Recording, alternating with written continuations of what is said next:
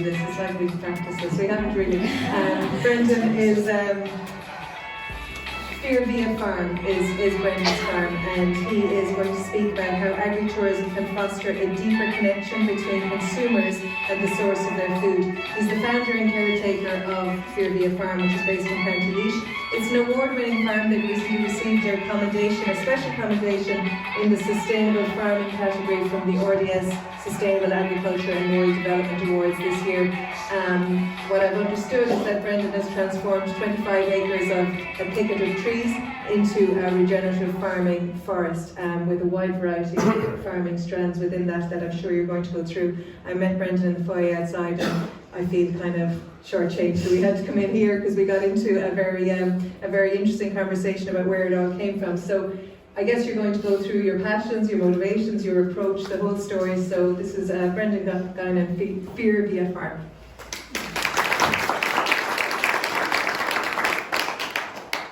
Thank you, everybody. That was a great introduction.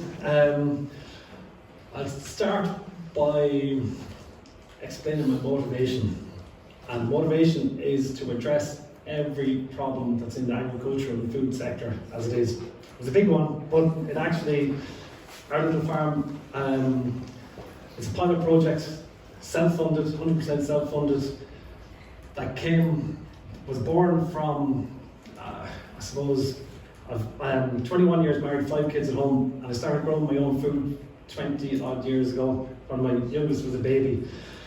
For no other reason than I wanted food sovereignty.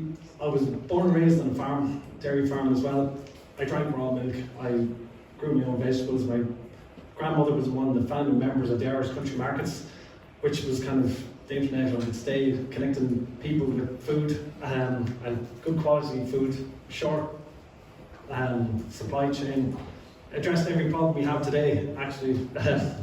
But I'm a firm believer by looking backwards in history, there's a huge amount of information there that could actually solve a lot of our problems we have today. So that's kind of where I come from now. Where I am now, I bought it's almost 30 acres of scrubland, basically. Is this it? I'm not the way. Is it? Go the other way. There we are. There you go. There you go. That's it. There's the farm. We're the first and only 100% biological agroforest farm in Ireland. Now, agroforestry means farming through trees, which has been the conventional way of farming for 10,000 years. So I call this conventional farming because that's how original farmers, like Ireland back 8,000 to 10,000 years ago, they said you could have a squirrel could walk from one end of the country to the other without touching the ground. There was that much forestry in Ireland. And so I'm going back 10,000 years, right? So I bought this land. I bought it because it was cheap as well. It's actually scrub land. We're back on the Cultivating Bog, which is outside Portlaoise, 6,000 acres of cut-away bog. I own a square of that at the back as well. But with this forestry, I set up a pilot project to, number one, try and be financially sustainable. But number two, produce nutrient-dense food and supply it direct to people. Okay? So forestry is mainly deciduous. I was very, very lucky what I found. 1 mile outside of Portlaoise. I was looking for, I had kind of 100,000 to spend. I sold a business before this, and I've been growing my own food, as I say, for 20 years. 15 of them years, kids, it was one way of kind of getting the kids involved in connection with food, but also it was, you don't have to scratch too deep to find a farmer in me. You know, like I set up my own hazardous waste haulage company, had it for 16 years, had 18 people working for me. I sold that because it was a soul destroying industry. I hated it. Even though I was making good money and all that, but I couldn't see a future legacy to hand on, right? So my wife, showed her this in 2019, and it's totally run down. You can see there's no road frontage to the laneway in. The laneway was, no one had been down there for 30 years, so there was trees down everywhere, nettles, briars, thistles, 8-foot briars everywhere. She thought it was mad, because we had built up a kind of a college fund, or so she thought, from selling the business. I wanted to put it into this, right? Told her what I wanted to do. I said it will work. I used a huge amount of knowledge that I learned from my grandmother, from direct selling to she had an annual and a perennial garden. She had turkeys, hens, all that kind of stuff. She direct sold them all. She said she had a 150-acre farm. She said she raised her family on 1 acre. You know, so that was my inspiration, raising my inspiration still. So I use animals. I've fenced off the farm in quarter-acre paddocks with electric fence. Use the trees as stakes. I try to use as much of the resources that's on the land as possible as well. So I moved in pigs then in 2020. I wasn't sure if they were going to stay in it.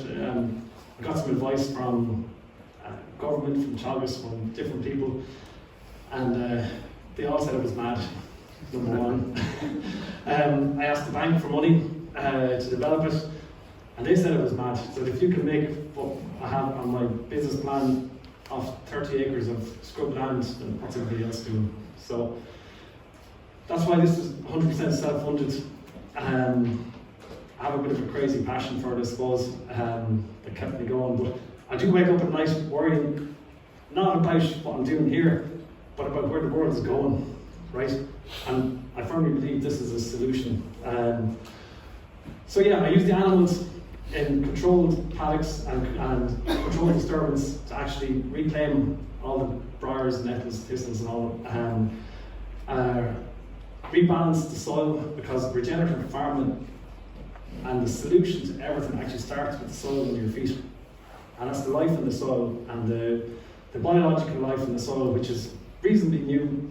Most people over the years thought about soil, soil was more of a medium, and but it's actually a living force that we have to feed and respect and develop. And if that is balanced properly, everything grows, and anything that eats whatever it grows becomes more resilient and builds your your immunity and your microbiome, which obviously helps everything. But we're talking about the floods in Cork. A living root in the soil, no matter what that living root is, slows down, it increases water infiltration. So instead of a lot of that water flowing off the land and down into towns or into people's houses, the living root actually increases water infiltration and also slows down the flow of the water. You know, so it actually holds the water. It's an unbelievably good and ancient flood mitigation practice that has been proven for centuries to work. A lot of what's wrong with down in Cork is the green landscape or green deserts of dairy farms. Now, I'm not giving up with dairy farms, right, number one, but there's no trees, there's no, the land is too compacted to allow water to flow, to soak in and slow it down. And it's one reason why flooding has become a lot more prevalent over the last couple of years. Our land here, we're what, 2019, it was 2020 when I introduced the first animals in here, and again it was kind of a lockdown project. This year I produced 55 pigs, 12 cattle, 400 hens, laying hens, 100 bronze turkeys. What else is in it? Oh, loads of firewood, obviously, from the timbers in the forest, which is like finding oil now, with how energy prices have skyrocketed. But I direct sold everything to about 400 families built up. We sell direct to families, we deliver direct to families. I have 3 restaurants that have come on board now as well, which is Ballygaloo Cookery School and Ashford Castle and Bramley Navidees. So I've also got 4 other farmers who I've actually educated and who's doing the same thing as me now, and they're selling through our website too, because after year 2 I had sold out what I could produce on the farm. And probably most farmers would just spread more fertiliser, clear more trees, try and get more animals on it and try and squeeze out more out of it. But I did the opposite. I actually put out a call to several farmers who were interested in what we were doing and offered them to buy their animals standing. And if they hit the environmental targets that I needed to, not like so much greenwashing out there, I wanted to make sure whatever we claimed we could back up. So yeah, we've got the only organic Irish Wagyu beef available. Sell it all through the website, and as I say, it's where I am now is we're coming up to 4 years in production now. I was able to give up any other paid income last October. This farm 100% carries me, my wife is a full-time mother, and our 5 kids, including one in college and second on the way. This farm actually is our sole income. So that was one very encouraging milestone to hit, that we could actually say that 30 acres of land, we're by going backwards and doing things, it looks like you're going back in time or whatever, you're not being very innovative. I'm the opposite. I'm looking back at the mistakes we made in the past and we're using the latest technology for testing our food, for nutrient density, even with the animals, track the animals to make sure that they're kept as healthy as possible the whole way through. And that has led me to where I am today. So we're merging both new technologies and history in that. Out of where I am now as well, I did 3 years of converting the farm, getting it up and running, and working with a head torch. Like, we've no electricity and no running water down here either, because energy is a huge problem, and excess energy and waste of energy. So I tried to force myself. In the beginning, I couldn't afford to get a connection down there because I couldn't get any bank money, whatever, and I didn't really value electricity as one of the top things, even though it probably sounds a bit crazy, but it, and other things that were higher up in the list that needed to be invested in.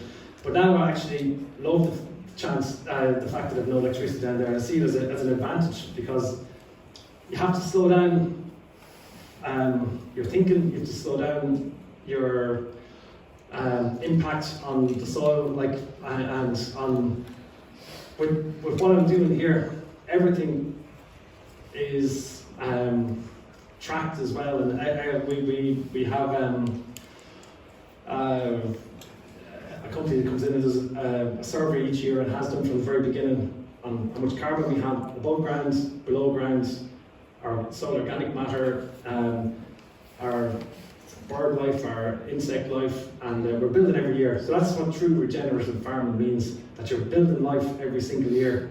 It's and we do all that without any chemicals at all.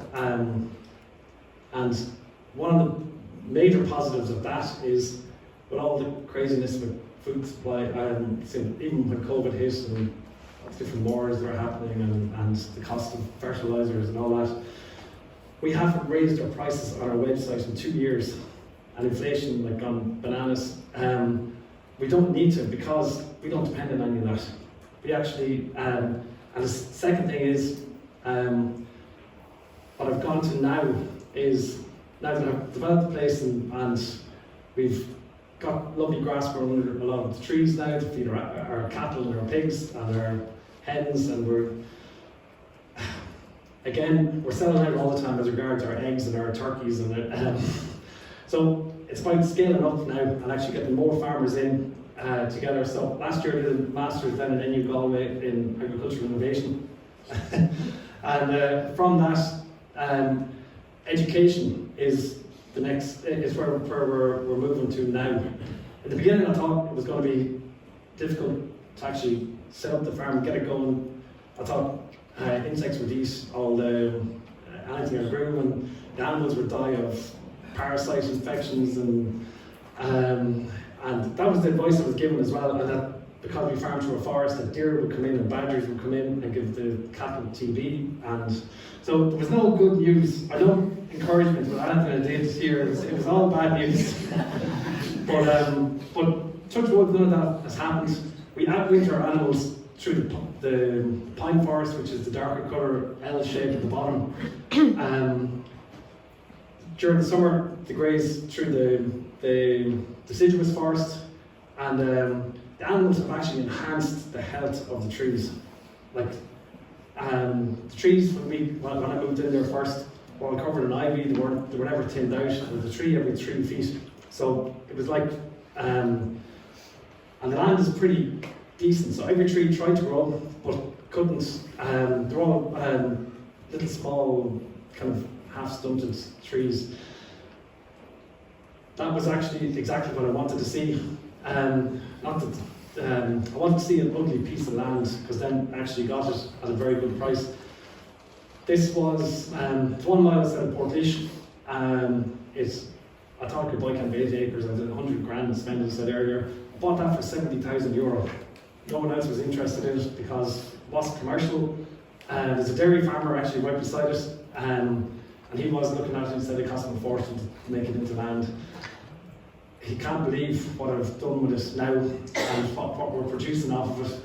I also took a lake, a 3-acre lake. I was stocked with fish, with carp. So where I am now, I do farm walks 1 month for the general public. There's one actually this Saturday, and people actually pay me to come down to see what we're doing, which is unbelievable. I'm very happy with that. But we have a farm shop on site. We've had several Michelin star chefs coming down and cooking with our food in the middle of the forest. That's what the video was, some of what the video was about. Cooking our food in the middle of the forest, using all our ingredients and feeding a couple of hundred people. And we actually fed 300 people here one day. Yeah, I go, that's me. That was one of my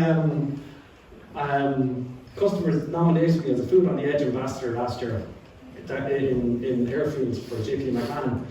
And I knew no chefs. It wasn't an area I was looking at. I was trying to feed families because I didn't want to give credit. I didn't want to, like most chefs, didn't really know about ethical food really, but one of my customers nominated me as that. I didn't even know I was being nominated until they emailed me about it. So that's where I ended up connecting with Ashford Castle. 7 chefs came down from Ashford the following week, spent a day on the farm, asked me every question under the sun about what we do, how we do it, and why we do it, and then started ordering, So, and then that's where I met Dorina Alba. And now Dorina has been up with me several times. She's very enthusiastic about what I do, and I've been down talking to her students in Ballymaloe as well, and she's actually a very good person to have behind you. Yeah, I can go again. Jesus, it's all going wrong. But the big thing is animal welfare as well. So our animal welfare, because our animals are out all year round, because they're not stuck in sheds, we don't dehorn our cattle, we don't dose any of our animals, we don't over-impact on any one set of animals as well, like with pigs, cattle and poultry.